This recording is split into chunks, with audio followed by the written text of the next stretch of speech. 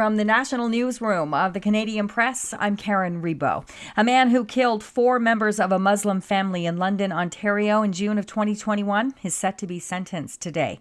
23-year-old Nathaniel Veltman was found guilty by a jury in November of 4 counts of first-degree murder and 1 of attempted murder for hitting the Afzaal family with his truck while they were out for a walk. The judge is also expected to rule on whether Veltman's attack amounted to terrorism.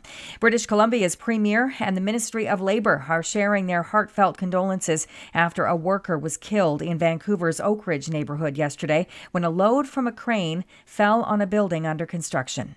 The joint statement from David Eby and Harry Baines said every worker deserves to return home safely at the end of the day, and this incident is a stark reminder of the importance of workplace safety. It also thanked the first responders, BC Coroner's Service, and WorkSafe BC for their collective efforts. Matthew Trudeau with Vancouver Fire Rescue Services confirmed the fatality hours after the load fell Wednesday afternoon, hitting several floors of the unfinished multi-story building. He could not confirm what the load contained, but says it struck the floors about 25 stories up. Rob Westgate, The Canadian Press. Ottawa has summoned the Kremlin's ambassador to hear Canada's rebuke over Friday's reported death of Russian opposition leader Alexei Navalny. Foreign Affairs Minister Melanie Joly requested the summons for Ambassador Oleg Stepanov. Navalny's widow has accused President Vladimir Putin of killing her husband and that Russia is covering it up by refusing to release his body to the family. 2 days of meetings are over in Ottawa, where provincial, territorial, and federal emergency response ministers discussed the upcoming wildfire season. Here's Federal Minister Harjit Sajjan. Early reporting suggests that this year's wildfire season could be worse than the last. Our collective goal is to limit the impact on Canadians. Alberta already this week declared its fire season is underway, 10 days earlier than usual. Comedian and actress Andrea Martin will receive a Lifetime Achievement Award from the Governor-General's Performing Arts Awards this year. The Second City television alumna says she is humbled by the recognition, one of Canada's highest honors. I mean, honestly, the fact that I've been employed all these years is like the first thing that I think about. And then to be singled out when there's just millions of people that obviously are deserving of an award. Martin will receive the prize at a ceremony in Ottawa in June, along with other honorees that include rapper Maestro Fresh Wes.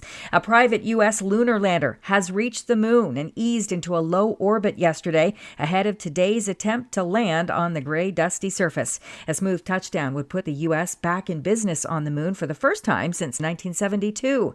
Intuitive Machines confirmed its lander, nicknamed Odie, is circling the moon with experiments from NASA and other clients on board. This is the Canadian Press. In sports, Austin Matthews scored goals number 50 and 51 of the season in his hometown, too, to become the fastest U.S.-born player to reach 50 goals and help the Toronto Maple Leafs beat the crumbling Arizona Coyotes 6-3. Matthews' milestone goal came in his 54th game of the season. The 26-year-old center from nearby Scottsdale has 9 goals in his last 4 games.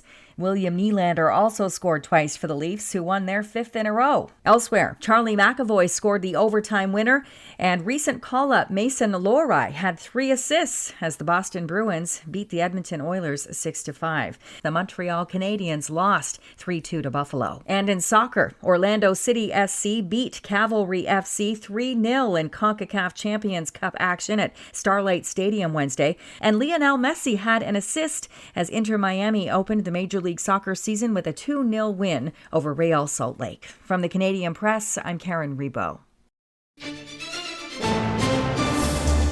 Thanks for listening. Don't forget to follow and subscribe. For more of today's top stories, visit thecanadianpressnews.ca.